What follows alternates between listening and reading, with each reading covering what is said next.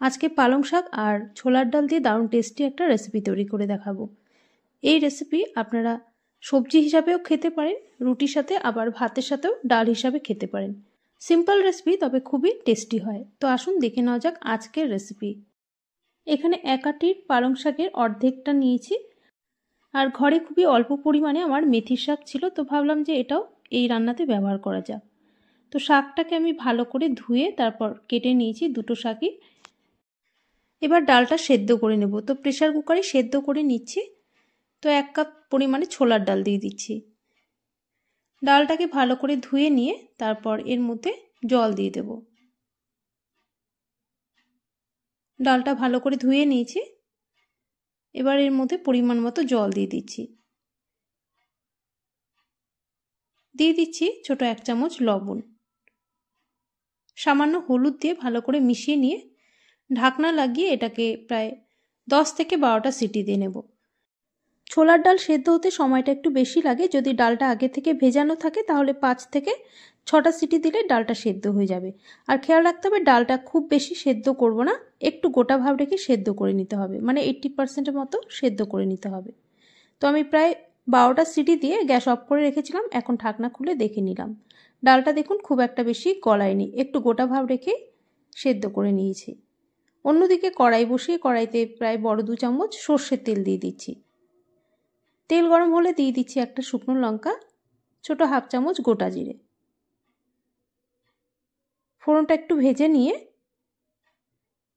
এবার এর মধ্যে দিয়ে দিচ্ছি চেরা 4টে কাঁচা লঙ্কা।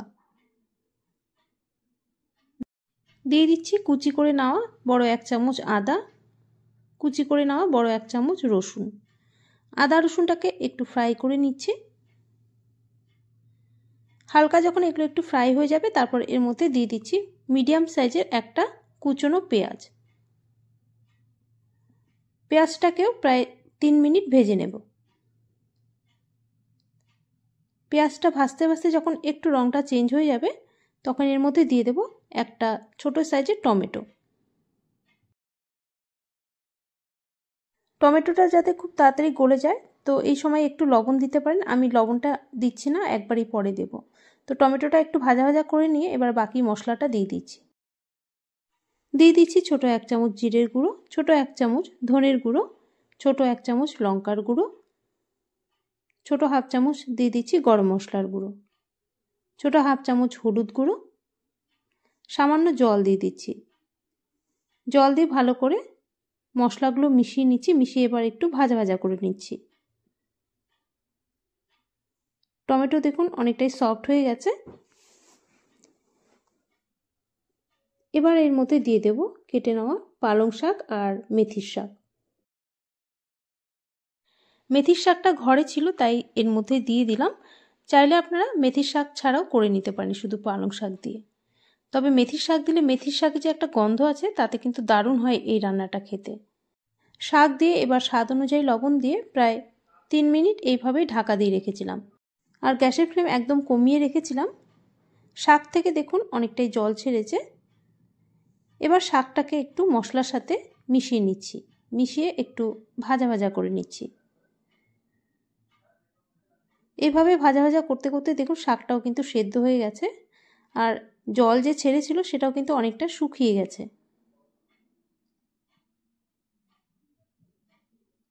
তো এইভাবে একটু ভাজা ভাজা করে নিলাম শাকটাকে। এবার সেদ্ধ করা ছোলার ডালটা দিয়ে ভালো করে মিশিয়ে নিচ্ছি। ডালটা তো প্রায় সেদ্ধ করাই ছিল 80% মতো, তো আরও একটু সেদ্ধ হতে হবে ডালটা। তাই এর মধ্যে এবার পরিমাণ মতো গরম জল দিয়ে দেবো।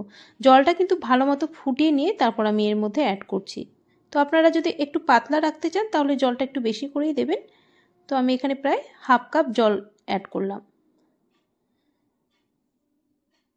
ফুটন্ত গরম জল দিয়ে এবার ভালো করে মিশিয়ে নিচ্ছি।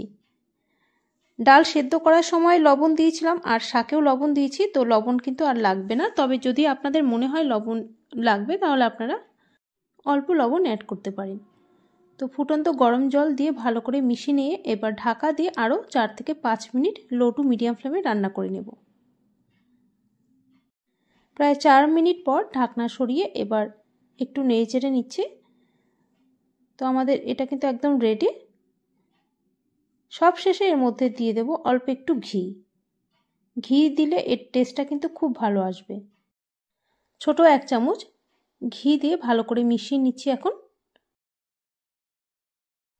ঘি দিয়ে এবার ভালো করে মিশিয়ে 1 মিনিট একটু ফুটিয়ে নিচ্ছি, তারপর গ্যাস অফ করে এটাকে সার্ভ করে নেব। এটা আপনারা চাইলে ভাতের সাথেও খেতে পারেন, তবে রুটির সাথে এটা বেশি ভালো লাগে খেতে। আর খেয়াল রাখতে হবে ডাল যেন খুব বেশি গলে না যায়, একটু গোটা ভাব রেখে ডালটাকে রান্না করবেন, দেখবেন খেতে কিন্তু দারুণ লাগে।